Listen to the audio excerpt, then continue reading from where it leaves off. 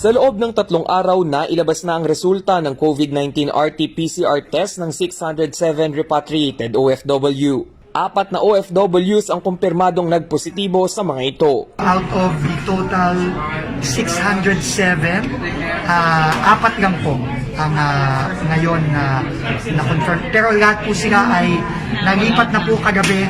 Pagkalabas po ng resulta nila, kung sila ay positive, sila po ay lilipat agad within a few hours, lilipat na po sila sa ating quarantine site dito sa Convention Center. Nandun na po sila as of last night. Ang 4 na OFWs ay kabilang sa unang batch ng mga manggagawa na lumapag sa Clark International Airport matapos buksan ng paliparan na naapektuhan din ng lockdown.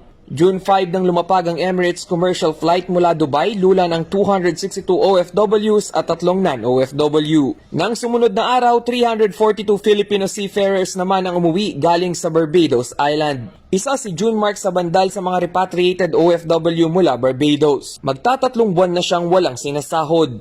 Basta hihintay lang namin yung vaccine or yung gamot para safety yung balik namin sa barko.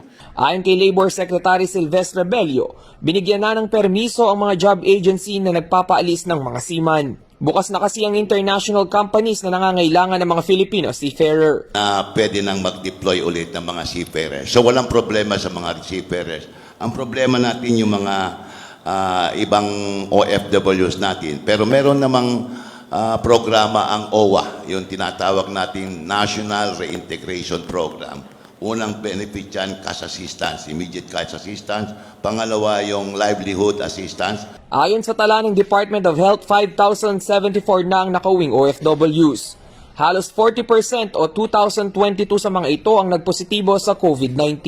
Sa Jose B. Lingad General Hospital, dinadala ang swab samples ng mga OFW na lumalapag sa Clark para isailalim sa RT-PCR test. 3,000 ang kapasidad ng JBL COVID-19 testing facility na itinilagang Sub-National Testing Laboratory. Pero aminado si Dizon na underutilize ang kapasidad ng JBL testing facility. Sa JBL, ang capacity is 3,000, pero I think they're doing over 1,000. So, kailangan mas kaya pa nating pataasin yan. 41,990 ang testing capacity ng bansa kada araw. Maging ang mga asymptomatic o walang sintomas ng COVID ay sasailalim na rin sa testing.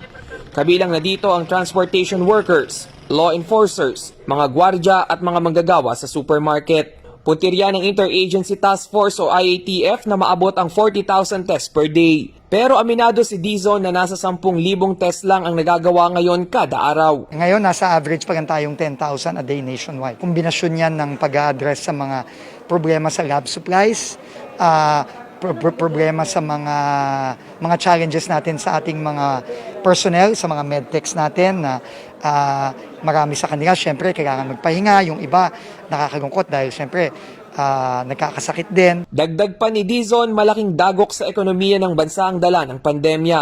Kaya ito ang nagtulak sa gobyerno na umutang ng 2.25 billion US dollars. $750 million ay mula sa Asian Infrastructure Investment Bank at $1.5 billion ay nagmula naman sa Asian Development Bank. Malaking bahagi ng pondong inutang ay inilaan sa pagtatayo ng mga quarantine facilities at isolation facilities.